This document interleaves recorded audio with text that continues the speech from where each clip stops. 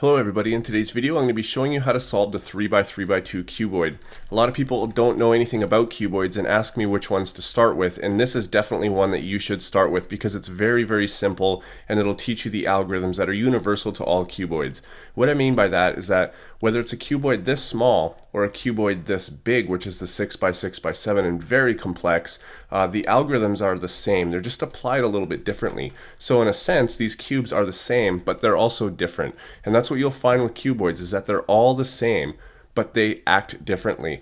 So I'm going to teach you some basic algorithms that are universal throughout all cuboids, and hopefully you can start a journey into cuboids, which is something that I've definitely been really liking throughout my time. Now, a cuboid like this is actually very easy to solve, so that's why we're going to start with this. If you don't have one yet, you can find these at various stores around the internet. However, there's so many different brands of this cube that you might not get the same color scheme as mine. Now, I chose this one specifically because it's the classic Rubik's Cube color scheme, so all the colors are just like a regular Rubik's Cube, so there's nothing new I had to learn.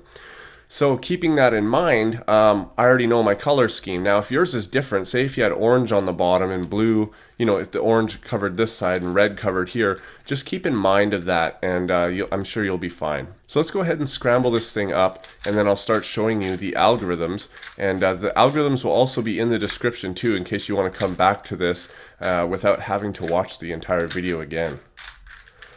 So there, I think that's scrambled. It really doesn't take too much time to scramble. So the first thing we want to do is get a cross on the bottom.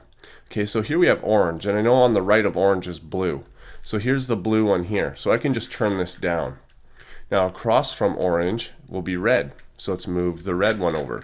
So now you can see I've moved the red one and down, and then of course the green one will only go in the spot that's left. And that's it. That's the cross right there. Now we want to finish these corner pieces. So I know that this one is going to be the orange, blue, and white.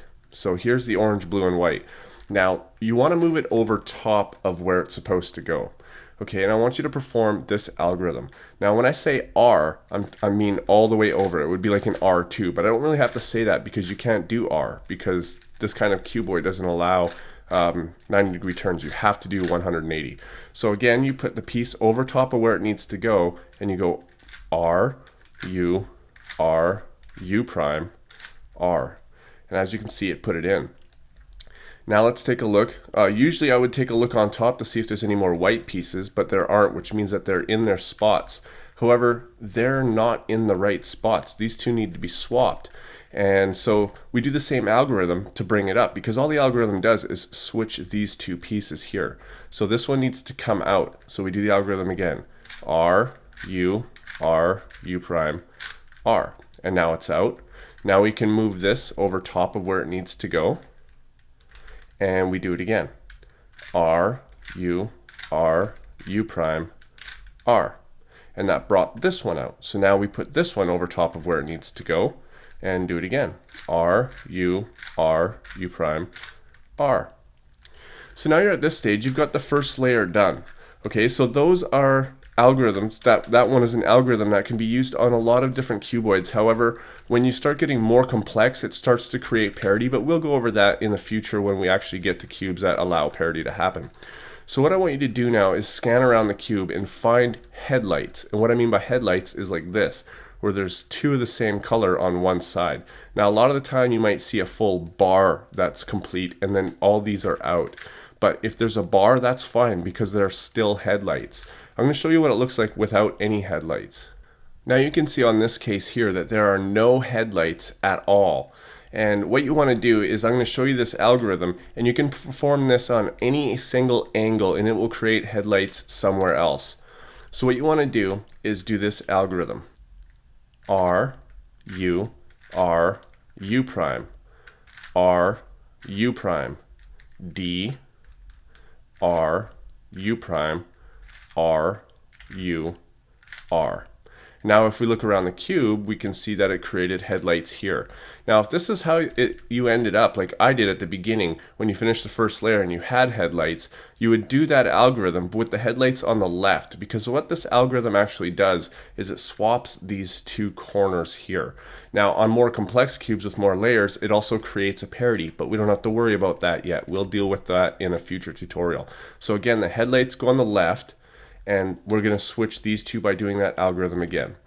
R, U, R, U prime, R, U prime, D, R, U prime, R, U, R. And as you can see, it swapped those, and now we have headlights all around. So we fixed our corners. So let's match these sides up. Now a lot of the time, all of your corners will be, all of your edges will be out. In this case, we have one that's in. I'll go ahead and show you what it looks like when you have all of them out. So this is what the cube looks like when you have all of the edges out of place. There's no full bars all the way across. Now there's two different algorithms that we're going to complete this puzzle with. They're called center swaps, okay? So you can swap this one with one across, so that's an across center swap. That's what it'll be called in the description. Or there's an adjacent center swap. So you'll swap this one with this one. And it doesn't really matter at this point which one we do. We can see here that if I did an adjacent, nothing would be fixed because the orange would come on the green side and the blue would come on the red side. So that wouldn't actually do anything. But if we did an across one, we can see the orange would go on the orange side, completing this side, and the green would come here, which would just leave these three left. So I'm going to go ahead and do that. I'm going to do an across swap because this algorithm is very, very easy and fast to learn. Now what you want to do is have the two pieces you want to swap, one in front and one behind, and you want to do this algorithm.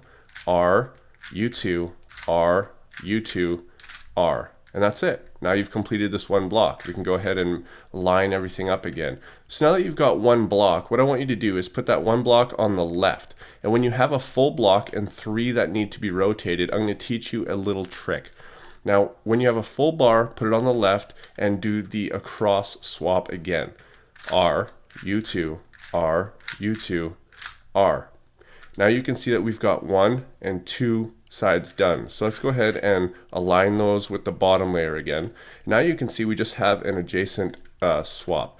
And the adjacent swap is actually very, very easy. It's a little bit long, but it's easy to memorize. And the way this one goes is like this. R, U, R, U, R, U2, R, U2, R, U, R, U prime, R. So I'm going to teach you that adjacent one more time just to make sure, because we only had one example of it. So let's go ahead and change the blue with the orange. Again, the algorithm is R, U, R, U, R, U2, R, U2, R, U, R, U prime, R. And that fixes those. Alright, so it's just that easy to solve the 3x3x2, and those algorithms that swap things around, those are used on all cuboids, and you'll see that in future tutorials. Alright guys, thanks for watching, and I'll see you on my next video.